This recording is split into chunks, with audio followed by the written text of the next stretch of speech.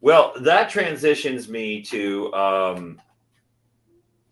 my next topic because I am a huge James Bond fan, and that is a dated franchise. I'll say that to the hearts of my content, but they're all a product of their time. They all came out at the different time, and they were great. And I've read the books and Ian Fleming, and I will say my favorite Bond is Dalton. I don't. What's your favorite Bond? Out of curiosity.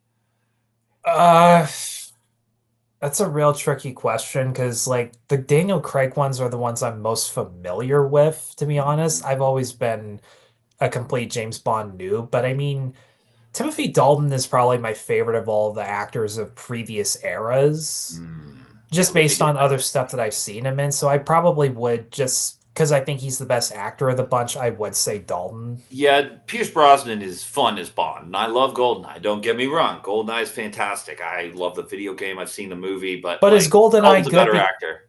but is GoldenEye good because of Brosnan or because Martin Campbell behind the camera? Goldeneye is good because Martin Campbell directed. Um, Sean Bean played a brilliant villain opposing of Pierce Brosnan. The fact that what's her name? I'm blanking from X Men plays the villainess is great, and the setting and the story. It's just everything's there. It's sort of like Harry Potter. I think Harry Potter is great, not because Daniel Radcliffe is the world's greatest actor. By no means is he terrible, because you have Snape and McGonagall and Dumbledore, and you have this great world and script surrounding it in that first movie, and everyone is so much better than Harry Potter, so he just comes off really good looking. There's that about it. Yeah, because you don't go in for Harry Potter for Harry Potter. You're watching it for all the amazing side characters. Like even Professor Trelawney has more to do in a couple movies than Harry Potter at some points. Yeah, like we talked about Elijah Wood for a second there. While I don't think people exclusively go for Elijah Wood to Lord of the Rings movies, especially when half the cast has gone on to do like bigger, better stuff Yeah. than he has. Like he's still front and center of those main movies. Like it's still his journey. Yep. And I mean, like everyone from Ian McKellen to the supporting cast to Samwise and everyone. Even Samwise and Pippin are more interesting than Frodo at points. And like, they're really great. Sam, I'll agree because like Sam, not enough people give him credit. He's kind of the real hero of the Yeah. movies. He's a really great actor too. If you see him in other stuff, he's absolutely fantastic. You know But what? I take back what I said about most of the actors like surpassing Wood. I don't think God, what is Samwise's actor's name? Sean Astin. Like Sean Astin, yeah. his career's been relegated to like Angel Studio Christian movies. Well, he's done some studio stuff, like some big movies and stuff. He shows up occasionally, and he's Not always not a very good in ton everything he though. does, though. He is. Yeah, but no, so Barbara Broccoli said a while back, and there's a history to this, and I basically that she didn't want to sell to Amazon because they wanted to do X, Y, and Z, and they wanted to change the formula. But now that they're getting older, that Barbara Broccoli and Michael Wilson basically they sold the franchise to Amazon, whether they sold it or if it's still in litigation. Um, and so that brought up a lot of, and you're not a hardcore James Bond fan, so this is why I'm very serious on this, because me Even as though a I've got hard, a Spectre yeah, poster I right enjoyed there in the Spectre corner. quite a bit. I don't think it's the strongest Daniel Craig movie, but I like Spectre. I I will only defend every single James Bond movie except for Octopussy and For Your Eyes Only, because those are the most boring things I've seen. And James Bond should never dress up as a clown and defuse a nuclear bomb. I will But say I only have that Spectre poster because an old coworker of mine gave it to me.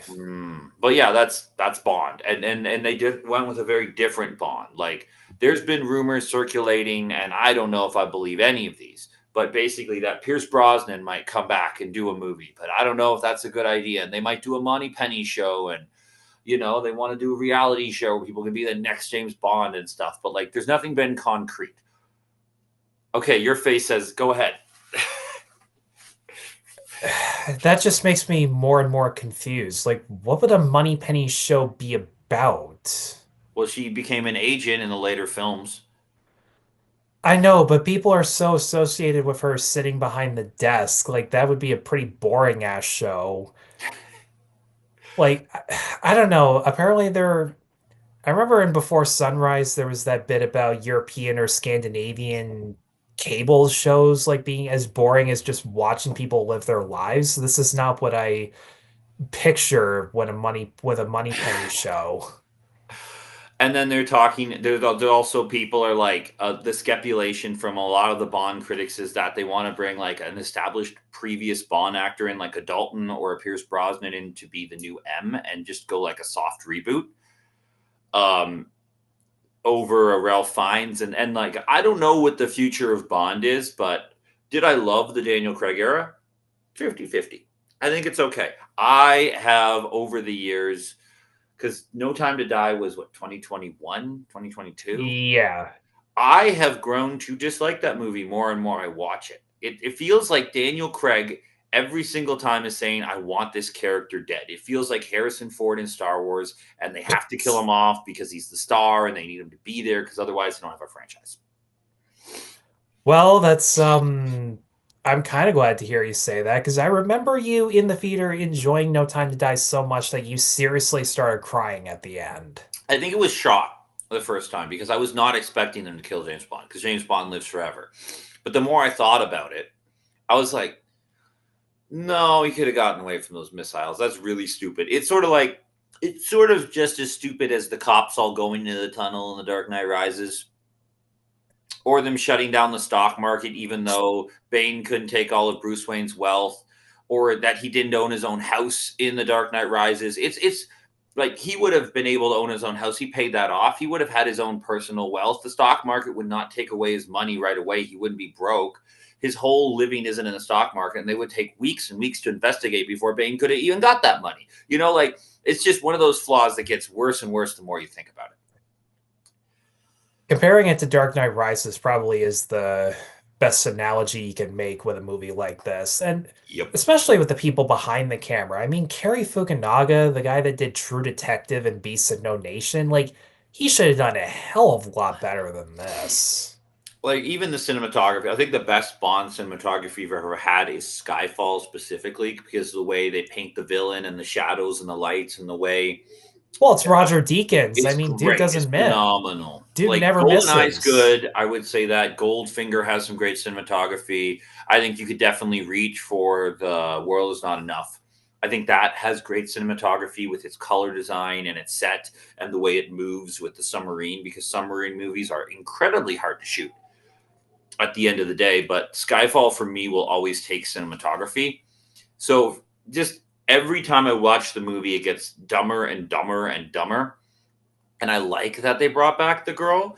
But what I wanted them to do is this is what I wanted for No Time to Die. And I'm going to make a lot of Bond fans mad here. This is what I'm going to do. I wanted him to get this family, and then the villain comes in and kills them. And that leads us to our big finale action sequence. I I get want where his you're coming from, He needs a but that reason to would be revenged. He's seem soft Bond. He's gold Bond. He's nothing. He's not Bond at the end anymore. like kill the girlfriend, maybe, not the whole family. I'd be fine with the girlfriend. Kill Leia Seydoux or Because, whatever like, her at name is. least, yeah, and I like Leia Seydoux, but that's not one of her best roles, in my opinion. Well, Leia Seydoux is her career has just trickled off to whatever random foreign movies now. That pretty much that's it. There's no I big don't know, like Dune thing for 2, she her. was only in it for 5, 10 minutes, but she was one of the best parts. Yeah, but she's a bit part character now. She's a character actor. Yeah, but I mean, aside from blue is the warmest color, that's kind of always been her career.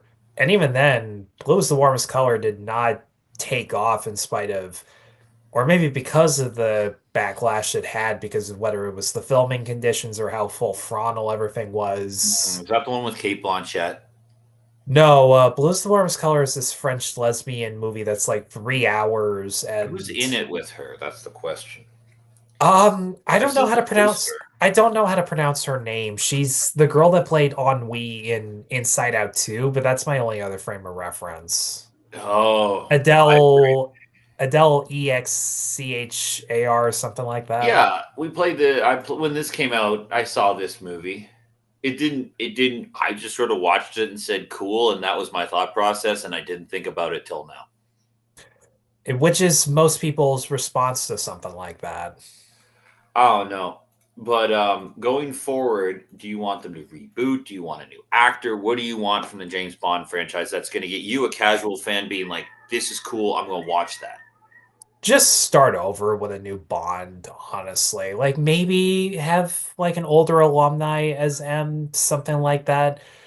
I would be curious if they tried like a 60s version of Casino Royale with previous Mm, Bonds and like a maybe as a 10-minute parody, not a full-length feature, because full disclosure, I haven't even seen the 60s Casino Royale. I just know that like Peter Sellers, Woody Allen, and I'm just sitting there going, what the fuck kind of Bond movie is that? that is a production hell if there ever was one. No, that's not a good movie you should watch.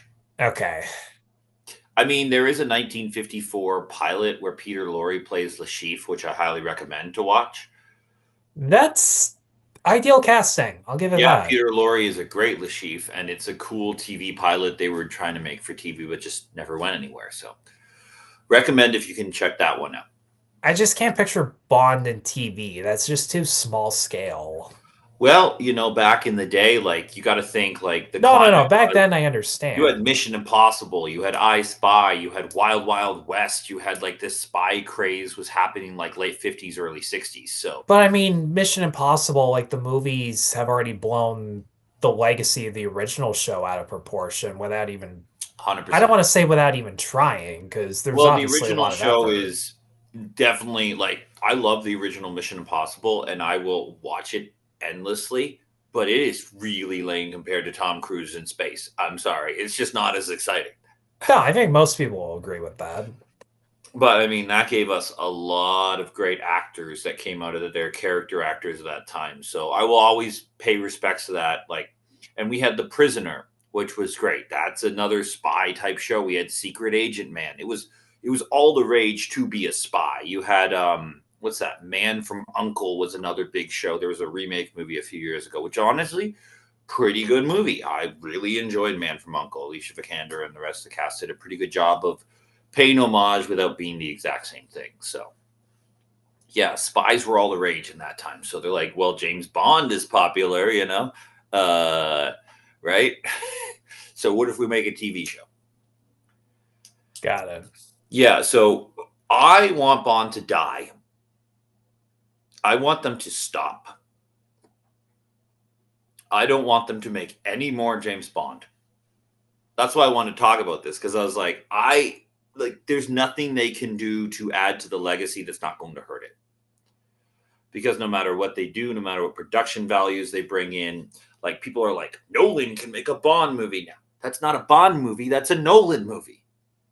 Like there's nothing they can do to add to the legacy in any capacity. There's nothing they can do. Let it die, own the rights, distribute it on Blu-ray and DVD and do an anniversary thing once in a while and stuff. Like the whole formula is dated. The whole idea of Bond and the idea of loyalty to government doesn't fly anymore with people. Like there's nothing more you can do. Let it die.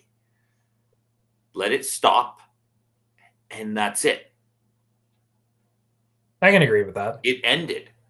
When they raised the glass to Daniel Craig with the whiskey in the middle, that's the end of Bond. That's it. There's nothing left to be said. And so everyone's like, how do we resurrect Bond? You don't. You let it die. That's it. We're done.